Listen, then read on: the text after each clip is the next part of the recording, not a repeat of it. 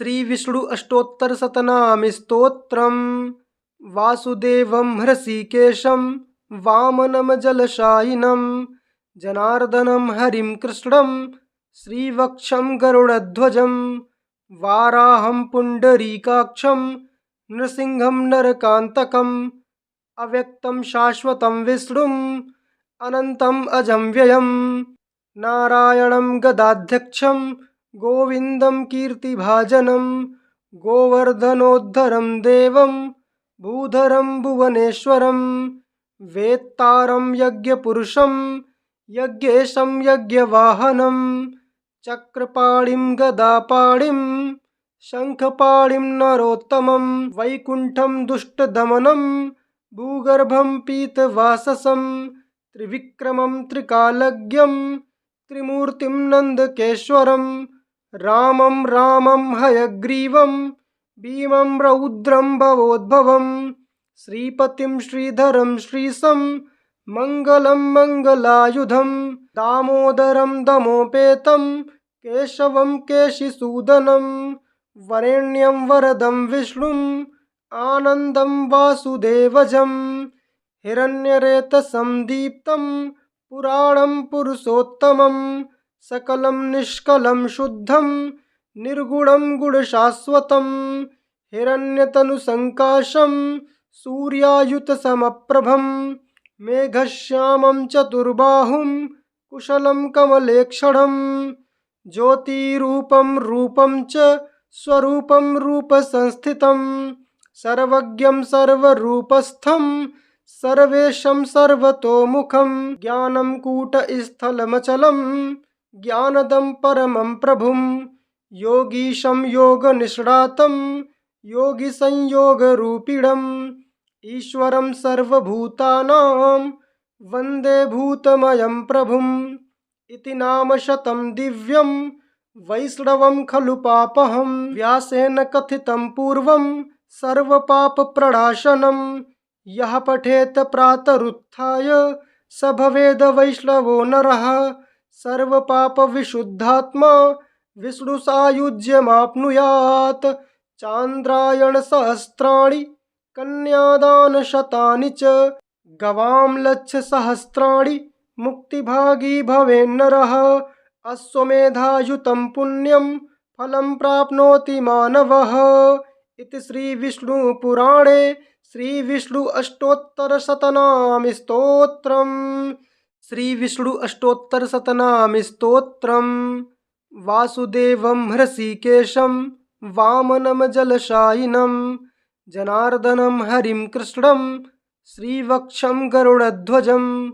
वाराहं पुण्डरीकाक्षं नृसिंहं नरकान्तकम् अव्यक्तं शाश्वतं विष्णुम् अनन्तम् अजं व्ययम् नारायणं गदाध्यक्षं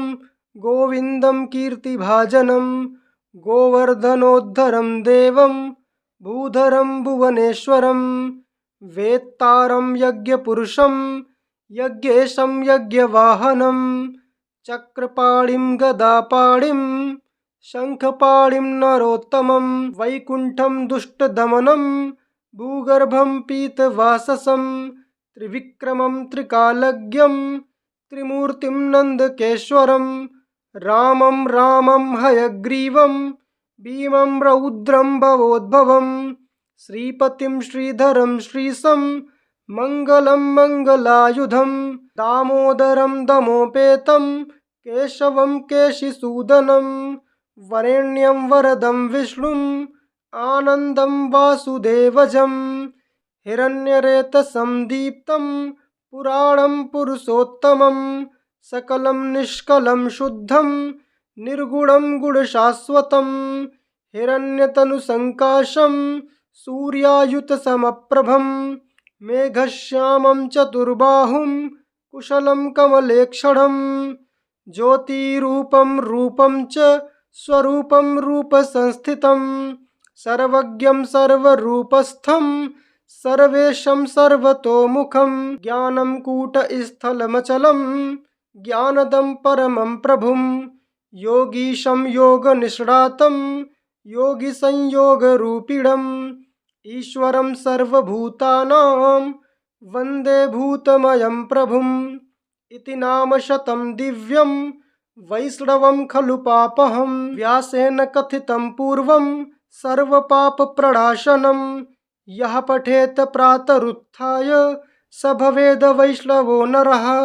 सर्वपापविशुद्धात्मा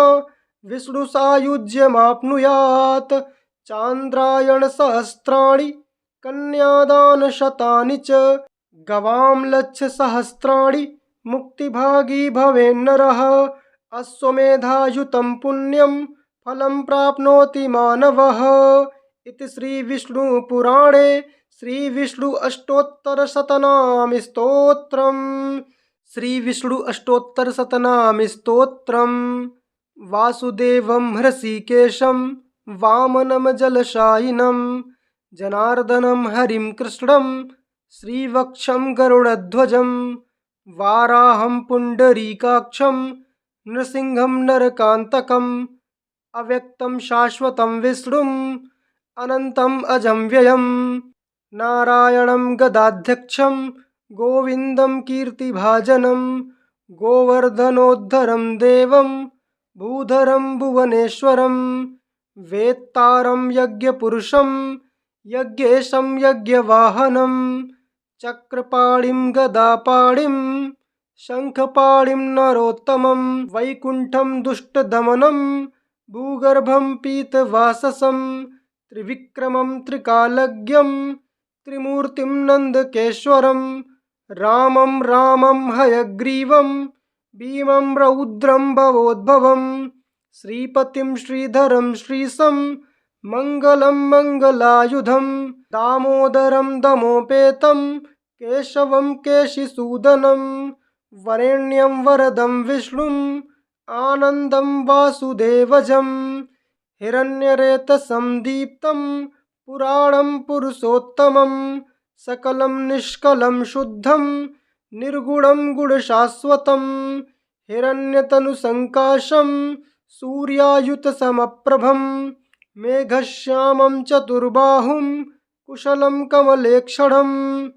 ज्योतिरूपं रूपं च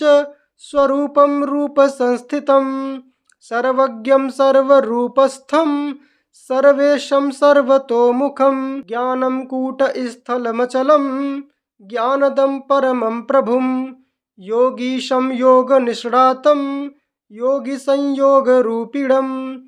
ईश्वरं सर्वभूतानां वन्दे भूतमयं प्रभुम् इति नामशतं दिव्यं वैष्णवं खलु पापहं व्यासेन कथितं पूर्वं सर्वपापप्रणाशनं यः पठेत् प्रातरुत्थाय स भवेद् वैष्णवो नरः सर्वपापविशुद्धात्मा विष्णुसायुज्यमाप्नुयात् चान्द्रायणसहस्राणि कन्यादानशतानि च गवां लक्षसहस्राणि मुक्तिभागी भवेन्नरः अश्वमेधायुतं पुण्यं फलं प्राप्नोति मानवः इति श्रीविष्णुपुराणे श्रीविष्णु अष्टोत्तरशतनामि स्तोत्रम्। श्रीविष्णु अष्टोत्तरशतनामि स्तोत्रम्। वासुदेवं हृषीकेशं वामनं जलशायिनं जनार्दनं हरिं कृष्णं श्रीवक्षं गरुडध्वजं वाराहं पुण्डरीकाक्षं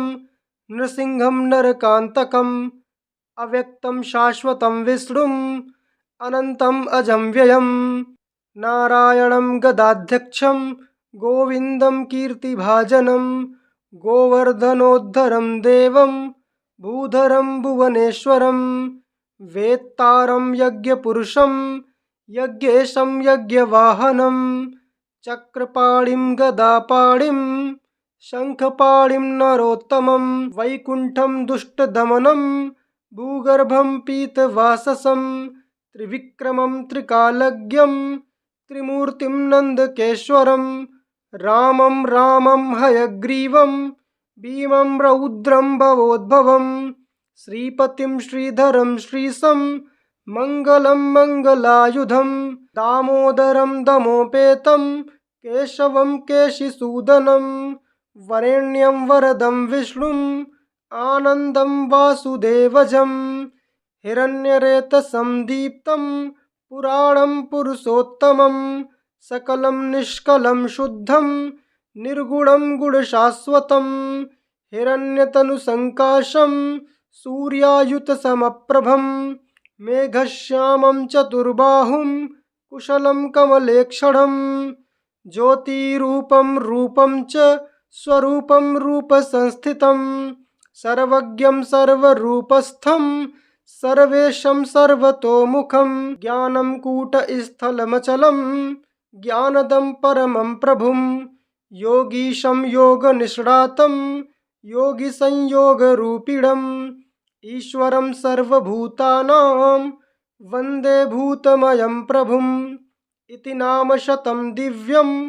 वैष्णवं खलु पापहं व्यासेन कथितं पूर्वं सर्वपापप्रणाशनं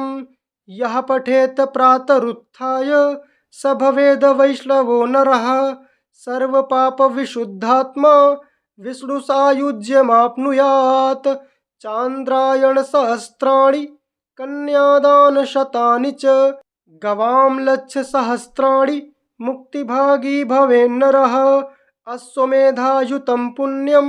फलं प्राप्नोति मानवः इति श्रीविष्णुपुराणे